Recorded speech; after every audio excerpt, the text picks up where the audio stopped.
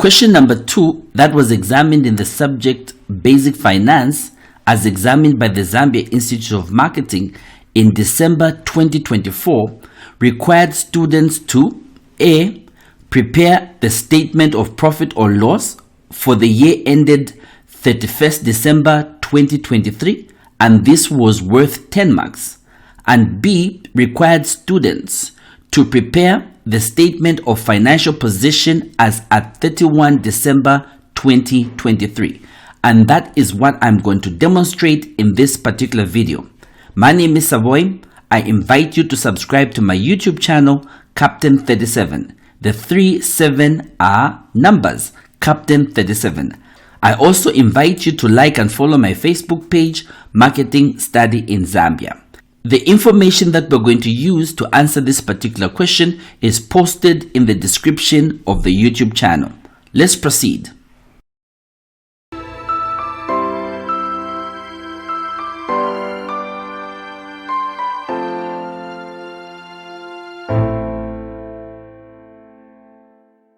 So using the information that we have already been given, we are going to start and get ready. We are going to get started with preparing the statement of profit or loss. We are going to start with preparing the statement of profit or loss. This statement of profit or loss is for Bwalya. It's for Bwalya Kabuswe. Kabuswe. Yeah, it's for Bwalya Kabuswe. And it is statement of profit. Okay, it is a statement of profit or loss. So write statement of profit or loss for the year ended 31 December 2024 2023. Okay, very important that you always have the name of the account holder, and then you clearly need to indicate that it's a statement of profit or loss that you are creating. And the statement of profit or loss will always begin with us indicating sales. And how much sales were indicated according to the information, according to the trial balance that were given, the sales were of the amount 263,500. 263,500. This was the sales. Any other information relating to sales? Yes, we were told that there were sales returns. Now, sales returns are always subtracted. Sales returns, what it means is that you sold, but then the people who you sold the products to have retained some of those products. This therefore means that the 263,500 is going to be reduced. It's going to be reduced by the sales return value, and the sales returns value is 8100. The sales returns value is 8100. So it's in brackets to show that it is going to be subtracted. In fact, we can even proceed, go ahead and just subtract it. Okay, go ahead and subtract it. So our sales then, considering the reduction from the sales returns, is going to be 255,400, 255,400. Then we need to take into consideration our cost of sales. Cost of sales. And cost of sales, like you may already know or already remember, cost of sales is going to take into consideration our opening inventory. Okay, our opening inventory. And the opening inventory, the value for the opening inventory, we've been told, is 15,300. All right, opening inventory. Okay, we just need to create space here so that we can be able to see all the information that we're working with. So this is the opening stock. Okay, opening stock, right, which is the same as the opening inventory. Opening stock, same as the opening inventory. Then we need to add purchases. Add purchases, and the value for purchases, we've been told, is 67,200. 67,200. Great. We need to take into consideration carriage inward. Okay, carriage inward, and the value for carriage inward is 10,1600. 10,1600. Is that 1600? No, 10,600. 10,600. Then there is also purchase returns. There is also purchase returns. We had purchased some products and we take back some of the products for a specific reason. It could be the quality, the value, or the color is not what we wanted. So this therefore means that the purchase returns reduces the value of the purchases, and therefore it is subtracted. The purchase returns is subtracted. 9700. It is subtracted. Is that it? No. We need to less our closing stock. We need to less our closing stock. And we've been given that the closing stock is 24,800. That is the closing stock. 24,800. 24,800. What we need to do next is calculate these to find the value of the cost of sales, and then we are going to subtract this particular total from the sales value. That's what we're going to do. So coming right over here, we are simply going to add these. All right, and since I'm using Excel, I am simply going to use a formula. All right, I am simply going to use a formula to add all these together. What does it give me? It gives me 58,600. 58,600. This is the total of these. This is the total of these. So now I'm going to subtract the cost of sales from the sales. And this is what's going to give me the gross profit. It's going to give me the gross profit. So the gross profit is this value from this value, or in other words, this value take away this value, and what that gives me is 196,800. 196,800. Great. What we then need to do is to add. We need to add the discount that we received. We need to add the discount that we received. And how much discount did we receive? We received a discount of 9,300. 9,300. And when we add this, it's going to give us our total income. How much we made as a whole. When we add these two, it's going to give us the total income, which is 206,100. 206,100. Marks are given for each one of these values. Marks are given for each one of these values. For each one of these major values. Like for this amount, you get a mark for that. You get a mark for this. You get a mark for that. You get a mark for adding this particular discount received, and also for the total income. You will get marks for that. We then proceed and subtract our expenses.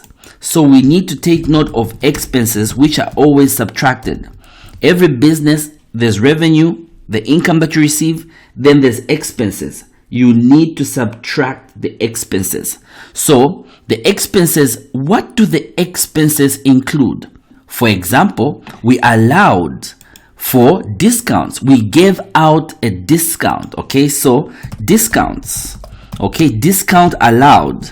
When we give a discount, when a business gives out a discount, it's actually an expense on the business. So it is recorded accordingly.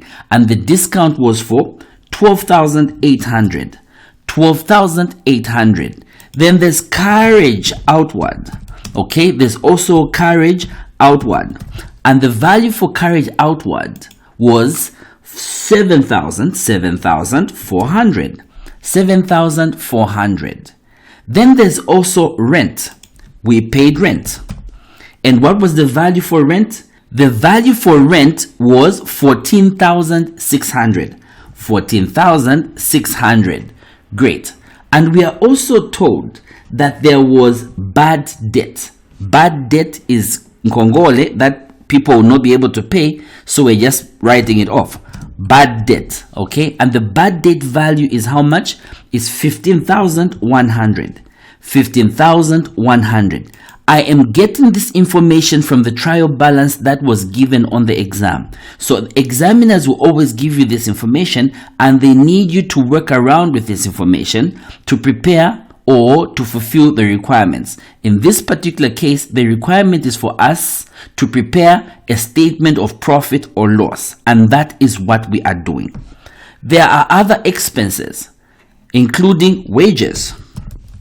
And how much for the wages? It is 51,500. For wages, it is 51,500. What else? What else? We are told that there's also general expenses. Okay, general expenses. And how much for the general expenses? It is 19,500. 19,500. What else? Take note that we've been told that there is an increase in the provision for bad debt. So we are going to include the increase in provision for bad debt. Provision for not bad debt, but doubtful debt. Okay, doubtful debt. Just create some space so that every information we're working with, we're able to see. The increase in provision for doubtful debt is 1,600. 1,600. We are also told that there is a loan interest on the loan. Okay, so loan interest, that's an expense on the business, and the loan interest is 10% of the amount that we got for the loan. 10%. The loan itself was 20,000. The loan was 20,000. So the amount that would be paying extra is 10% of the 20,000, and that's going to give us 2,000. It's going to give us 2,000. Is that it? No, that is not it. There is also depreciation. We are told that there is depreciation of how much? For the equipment, depreciation is 25% of the value of the equipment. The value of the equipment is 90,000 kwacha. The value for the equipment is 90,000 kwacha. It depreciates at a percentage of 25%. So you calculate 25% of 90,000. 25% of 90,000. This is depreciation. Depreciation of what? Depreciation of equipment. Depreciation of equipment. So it is 25% of 90,000. You are allowed to go with the calculator on the exam, but let me just demonstrate this one.